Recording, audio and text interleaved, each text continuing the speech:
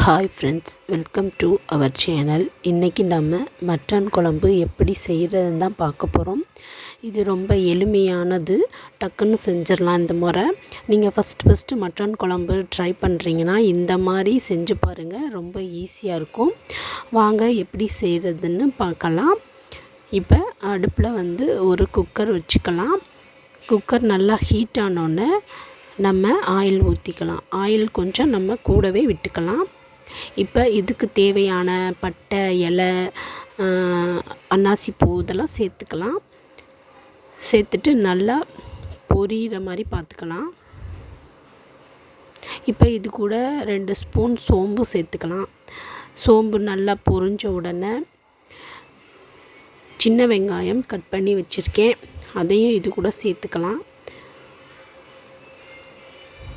சின்ன வெங்காயம் இந்த அளவு நான் கட் பண்ணி வச்சுருக்கேன்.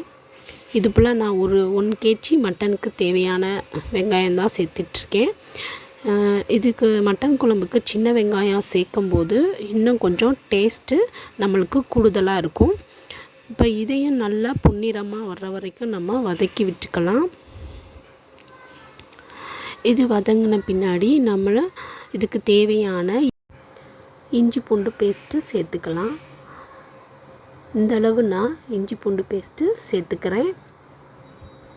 இதையும் நல்லா நம்ம பச்சை வாடை போகிற வரைக்கும் நல்லா வதக்கி விட்டுக்கலாம்.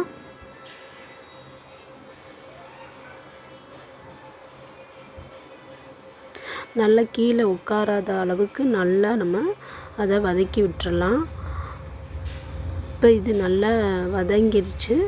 இப்போ இது கூட நம்ம 2 பச்சை மிளகாய், கருவேப்பிலை, கொத்தமல்லி, புதினா இதையும் சேர்த்து நல்லா வதக்கி விட்டுடலாம்.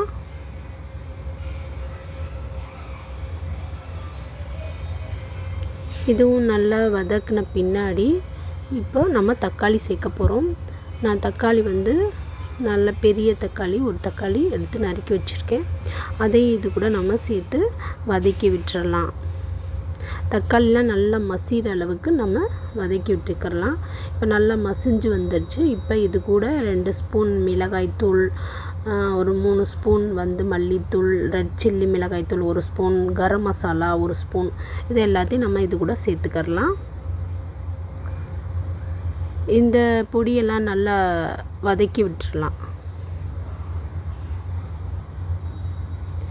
இப்படி நீங்கள் வதக்கும்போது ரொம்ப ட்ரையாக இருக்கிறதுனால நம்ம இது கூட கொஞ்சம் தண்ணியும் சேர்த்துக்கிறலாம்.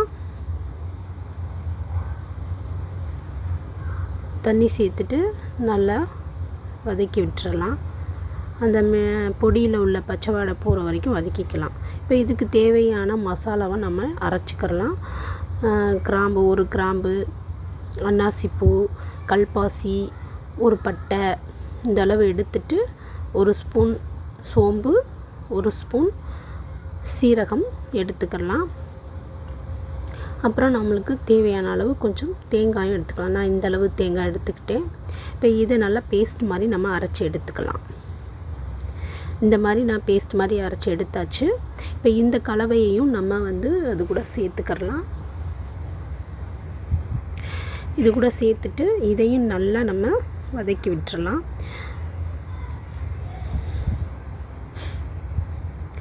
வதக்கி விட்டாச்சு. இப்போ 1 kg நான் மட்டன் எடுத்து நல்லா சுத்தம் பண்ணி எடுத்து கழுவி வச்சுருக்கேன்.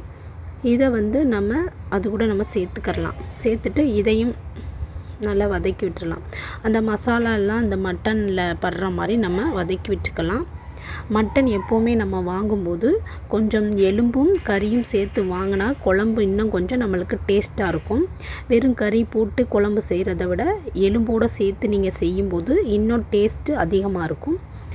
அதனால் எப்போவுமே நம்ம மட்டன் வாங்கும்போது கொஞ்சம் எலும்பும் சேர்த்து வாங்குறது நல்லதாக இருக்கும். இப்போ இதுக்கு தேவையான தண்ணி நம்ம சேர்த்துக்கலாம். நீங்கள் கிரேவி மாதிரி வைக்கிறா இருந்தால் 1 கிளாஸ் ஊற்றிக்கலாம். நான் இன்றைக்கி குழம்பு மாதிரி செய்ய போகிறதுனால எக்ஸ்ட்ரா கொஞ்சம் தண்ணி விட்டுக்கிறேன்.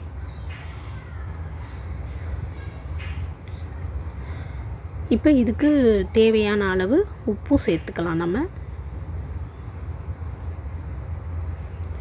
உப்பு சேர்த்த பின்னாடி நல்லா ஒரு கிளறி விட்டுட்டு இது கூட ஒரு நெல்லிக்காய் அளவு வந்து புளி எடுத்து கரைச்சி வச்சுருக்கேன். அதை நான் இது கூட சேர்த்துட்டேன். நான் எடுக்க மறந்துட்டேன் அதனால் நான் உங்களுக்கு இப்போ காமிக்கிறேன். இந்த புளி கரைசலும் சேர்க்கலாம். சேர்த்துட்டு நம்ம புளி கரைசல் எதுக்காண்டி சேர்க்குறோம்னா இதுவும் ஒரு டேஸ்ட்டு கொடுக்கும் கறி குழம்புக்கு. அதனால தான் இப்போ மூடிட்டு விசில் போட்டுடலாம். உங்களுக்கு எத்தனை விசில் தேவையோ அந்த மாதிரி நீங்கள் விட்டுக்கோங்க. இப்போ நான் விசில் விட்ட பின்னாடி எடுத்து காமிக்கிறேன். இப்போ நல்லா விசில் வந்துருச்சு. விசில் வந்து ரிலீஸ் ஆயிடுச்சு. இப்போ நம்ம ஓப்பன் பண்ணி பார்க்கலாம் எப்படி இருக்குன்னு. சூப்பராக வந்திருக்கு பாருங்கள். மட்டன் குழம்பு அவ்வளோ அருமையாக இருக்குது பார்க்குறதுக்கே. நல்லா வெந்திருக்கு. இது ரொம்ப ஈஸியான மெத்தடும் கூட. இந்த மாதிரி செஞ்சால் நம்மளுக்கு வேலையும் சுலபமாக இருக்கும். டக்குன்னு செஞ்சிடலாம். ஒரே நேரத்தில் முடிஞ்சிடும். இந்த மாதிரி செஞ்சு நீங்களும் ட்ரை பண்ணி பாருங்கள். இந்த வீடியோ பிடிச்சிருந்தா லைக் மற்றும் ஷேர் பண்ணுங்கள். மறக்காமல் சப்ஸ்கிரைப் பண்ணிடுங்க. அப்படியே பக்கத்தில் உள்ள பெல் பட்டனை கிளிக் பண்ணிடுங்க. தேங்க்யூ ஃபார் வாட்சிங்.